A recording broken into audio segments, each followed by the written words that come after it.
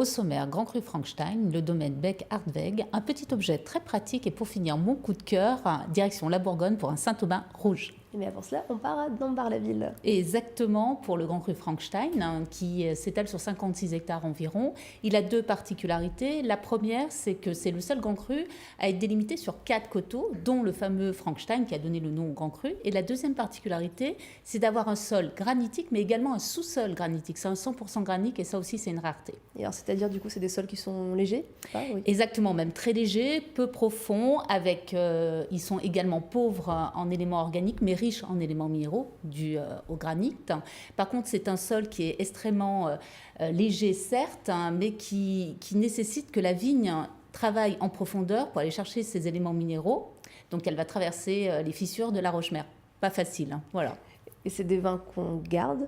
Alors, potentiel de garde très important, mais on commence à les apprécier dès la 3e année, puisque le terroir va commencer à s'exprimer. Maintenant, tous les professionnels vous diront qu'un Frankenstein, ça se boit à son apogée 15 ans. Il faut être un peu patient quand même. Alors, on a compris, ils sont bons, mais vous avez forcément une préférence, un petit coup de cœur à nous faire partager? Voilà, un petit coup de cœur sur 2 cépages, donc plutôt le Riesling, parce que ça donne des vins qui sont très droits, avec une pureté cristalline, avec une belle salinité. Et également les Gewürztraminer, puisqu'ils, même avec des belles maturités, conservent énormément de finesse et d'élégance, avec une acidité qui est très fine. Et alors, le producteur ou le domaine à nous faire connaître ce soir, à partager avec nous, alors, le domaine, c'est le domaine Bec-Hardweg, qui se trouve également sur la commune de Dambar-la-Ville. On a rencontré Florian, on regarde. Le Grand Cru Frankenstein, c'est des vins d'élégance et de pureté, donc ils vont aller avec des plats notamment de poissons de rivière, assaisonnés très finement, avec des sauces très fines au citron, pour aller bien avec la pureté de la minéralité de ce sol granitique. On a encore en cave du vin de 1911 dont on a dégusté un exemplaire il y a 1 an à peu près, et il se goûtait encore avec une très belle minéralité, une acidité très fraîche, très vive, bien représentative de nos terroirs granitiques.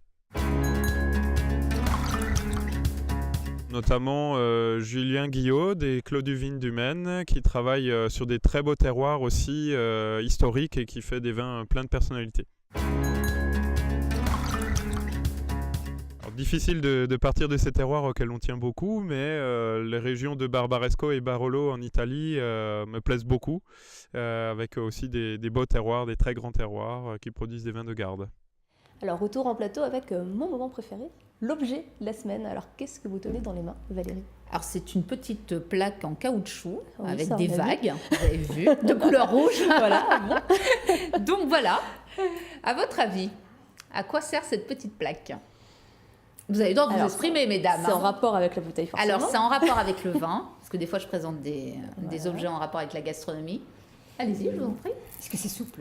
C'est souple, mais c'est pas l'objet en question c'est pas sa souplesse qui fait l'utilité de l'objet. Ça a toujours existé, toujours été utilisé par les vignerons? Alors, c'est pas du tout utilisé par les vignerons. Pas par les vignerons. Mais c'est relativement récent. Par les consommateurs? Plutôt pour les consommateurs. On y fait reposer quelque chose. Alors, exactement, je vais vous aider. En fait, pour rafraîchir le vin, moi, je préfère les seaux à glace et les rafraîchisseurs, dans toute logique. Mais on a tous, à un moment donné, privilégié le frigo. On triche. On triche pour accélérer le processus de rafraîchissement. Non, mais limite. Et en fait, c'est un repose-bouteille pour les frigos. Ça évite que la fameuse bouteille glisse. Voilà, donc plutôt malin, il fallait y penser. Voilà, très pratique. Et ça prend pas de voilà. place.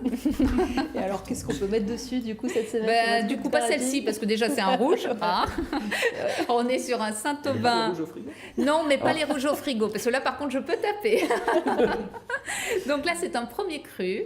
Donc, l'appellation, c'est Saint-Aubin, une appellation peu connue qui se trouve à côté d'une autre appellation peut-être un peu plus connue qui est Centenay. Donc, on est au sud de la côte de Beaune, limite côte chalonnaise, 100% pinot noir. Le Saint-Aubin existe en village et en premier cru, pas de grand cru, en rouge et en blanc.